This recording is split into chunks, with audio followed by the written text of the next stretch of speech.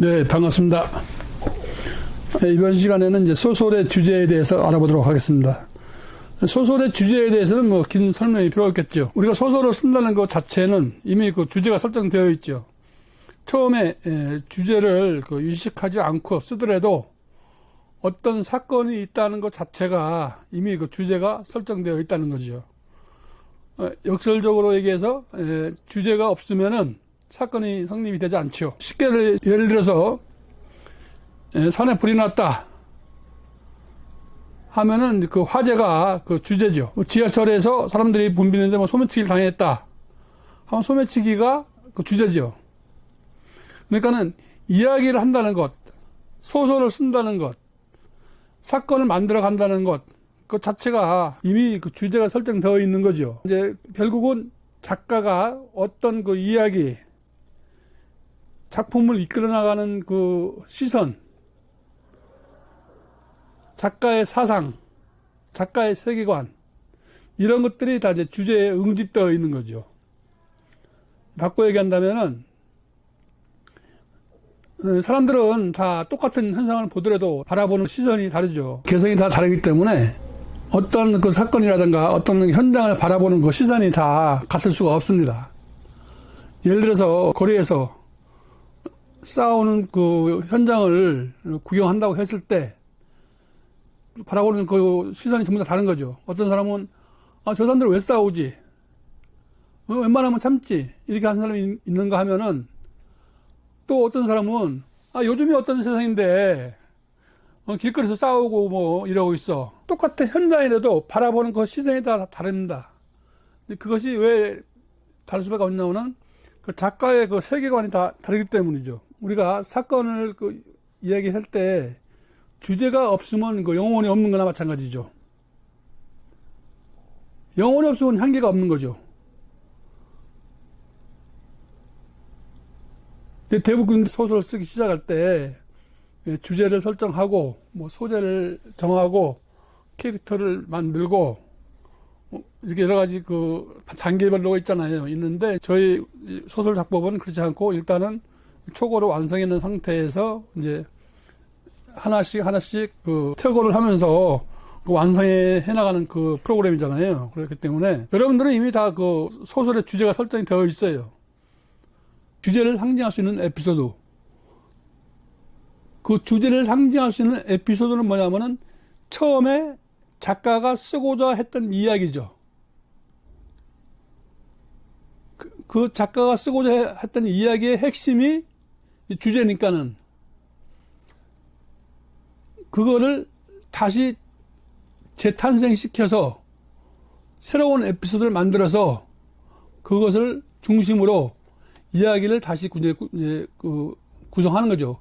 그렇다고 소설을 뭐 처음부터 다시 쓰라는 얘기가 아니고 어차피 이제 그 초고를 가지고 소설을 단계별로 고쳐나가기 위해서 가장 그 편리하고 가장 좋은 점이 뭐냐면은 어떤 주제든지 전혀 새로운 주제든지 갖다 넣을 수가 있어요. 왜 그러냐면은 소설의 소재는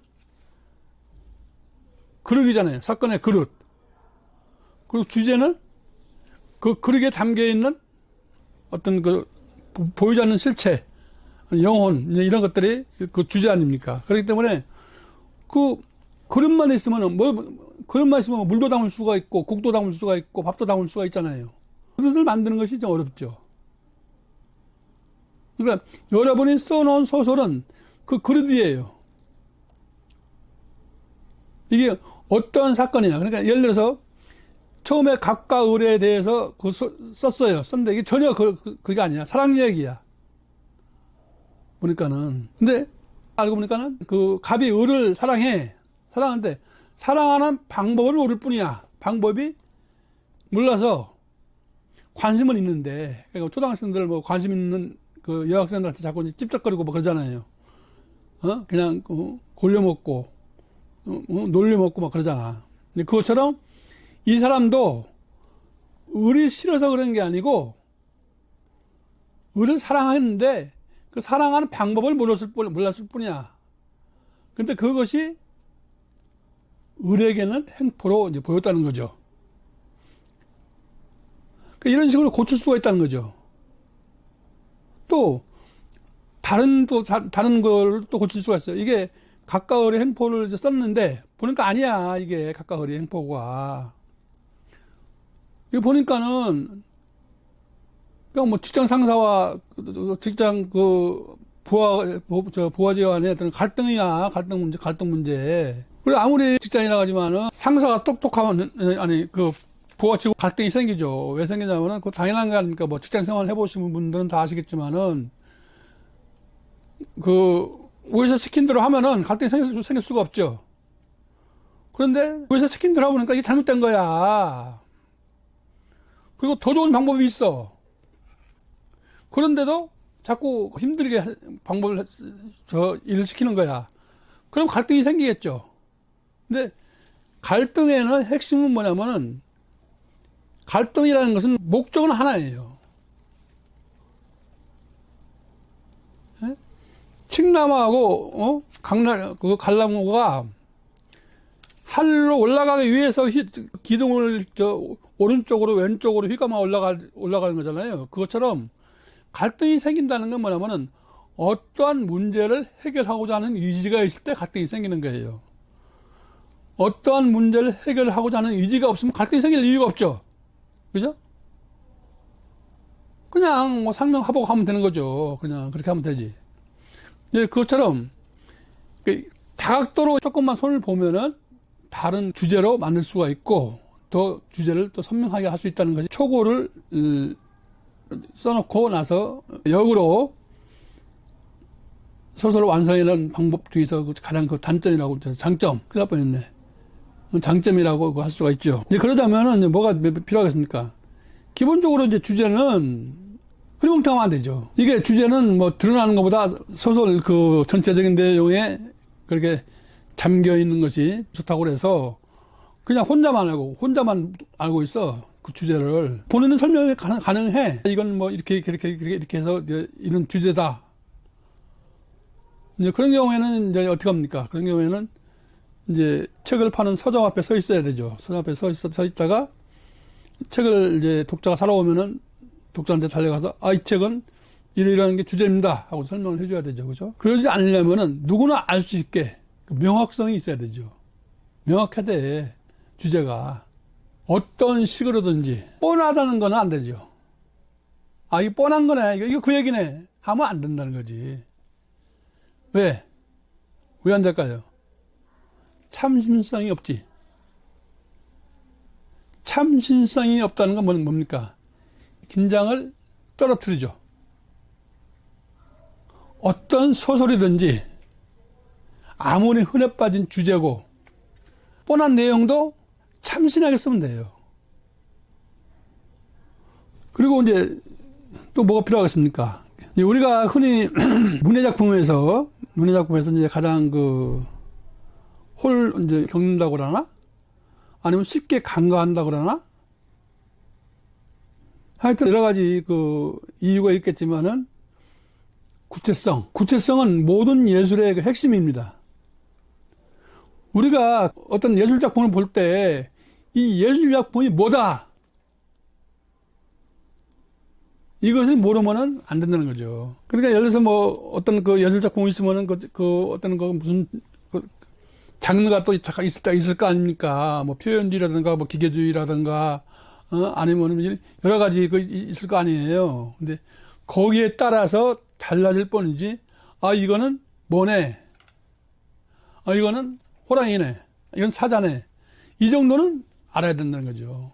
이게 보니까 막 털만 잔뜩 있어. 그림에서 저건 사자의 털이네. 이 정도는 해야만이 예술작품에 대한 이해가 되는 거죠. 특히 소설에서, 특히 시나 소설에서 구체성이 없으면 안 되죠. 주제의 구체성은 매우 중요합니다.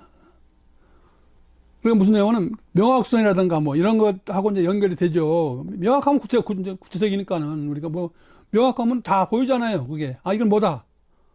다 보이잖아. 근데 명확성하고 구체성하고 또 이제 약간의 차이가 난다는 건 뭐냐면은 명확성 같은 경우는 이게 딱 드러나 한눈에 딱 보이지만은 구체성 같은 경우는 여러 가지를 종합해 볼 때 이것이 무언가 구체적으로 알 수 있다. 그러면은 초고를 써놨잖아요. 소수는 써놓고 이걸 어떻게 명확하고 어떻게 구체적이야. 수학 공식 1+1은 2다. 이런 식으로 어떻게 좀 알려줄 수 없나? 이렇게 반문을 하신다면 또 그 대답은 원점으로 돌아갑니다. 희극은 더 희극적으로, 비극은 더 비극적으로. 그렇게 쓰면은 명확성, 구체성이 다 해결이 됩니다. 이제 그것을 좀 더 좀 고급적인 말로 이제 뭐라고 하냐면은 작가정신이라고 얘기하는 거죠. 작가정신. 어떤 소재에 대해서 얼마나 치밀하고 얼마나 그 구체적이고 얼마나 그 명확하게 파고드느냐. 작가정신을 얘기하고 이제 시에서는 시정신이라고 그 얘기를 하죠. 그렇게 해서 이제 주제를 보완하는 거죠. 그러니까 소설을 이제 처음 초고를 쓸 때는 이미 그 어떤 식으로든지 주제가 있어갖고 소설을 쓴 거예요. 어떤 식으로든지 주제가 있어서 소설을 쓴 건데 그것을 보완하자. 그 보완하려면 어떻게 해야 되냐. 그 내용을 읽어보고 그 소설의 그 내용을 다 읽어보고 아 이거는 어떤 내용이구나. 이거는 무엇을 은유한 것이구나. 이것은 어떤 메시지가 담겨 있구나. 이런 것들이 보이지 않을 때는 그 메시지가 보이게 하고 메시지가 보이게 했는데 안 보이면 더 구체적으로 서술을 하라. 이런 얘기죠. 이해가 되겠습니까? 그러면은 이제 한 단계 더 나아가서 비극적이면 더 비극적이면 뭐 어떻게 말로는 쉽지. 아니 어떻게 쓰는 것이 더 비극적인 건데 말해봐. 사건을 더 촘촘하게 한다든가 캐릭터를 더 부각시킨다든가 이렇게 하면은 더 구체적이 됩니다. 캐릭터의 그 소설의 역할이 얼마나 살아있느냐에 따라서 주제가 얼마나 살아있느냐 동행을 하게 됩니다. 그런 측면에서 보면은 소설은 각각의 소설이 원하는 그 형식, 소설의 형식에서 원하는 뭐 배경이라든가 뭐 묘사라든가 이런 것들 여러 가지가 다 유기적으로 다 연결이 되어 있죠. 그런데 처음 소설을 쓰시는 분들이 그런 것들을 다 하면 머리에 쥐가 나니까는 그렇게 쓰지 말고 초고를 완성해 놓은 다음에 한 가지씩 해결해 나가자 이거죠. 오늘은 기둥 세우고 내일은 벽 바르고 올해는 지붕하고 막 이런 식으로 하다 보면 집안체가 완성되면은 그 다음에 벽지도 바르고 해야 될 거 아닙니까? 또 가구도 들여놓고 이런 단계를 거치자는 거죠. 그런데 그 덤으로 그 얘기를 하다 보면은 뭐 예, 우리가 이제 그 작법에서 보면은 뭐 주제의 어떤 역할, 주제를 뭐 정하는 법, 뭐 이렇게 보면 뭐 사회성이 있어야 된다, 뭐 참신성, 뭐 비판성이 있어야 된다. 많죠, 여러 가지가. 좋습니다, 그것도. 그렇게 쓰는 것도 쓰는데, 굳이 비판하겠다는 생각으로 쓰면은 그게 소설이 됩니까? 소설이 안 되죠?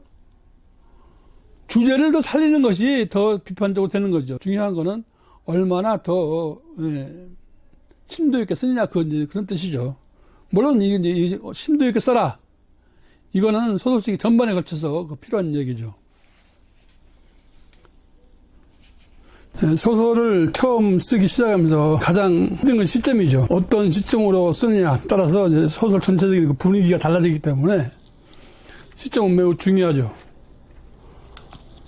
근데 처음에 소설을 쓰면서 뭐 시점을 일일이 따져가면서 쓰기는 참 힘들죠. 그렇기 때문에 이제 초고를 완성해 놓은 상태에서 시점을 보완해 가면은 굉장히 이해가 빠릅니다. 다음 시간을 기대하십시오. 화이팅! 제가 왜 화이팅 합니까? 오늘부터 글 쓰는 겁니다.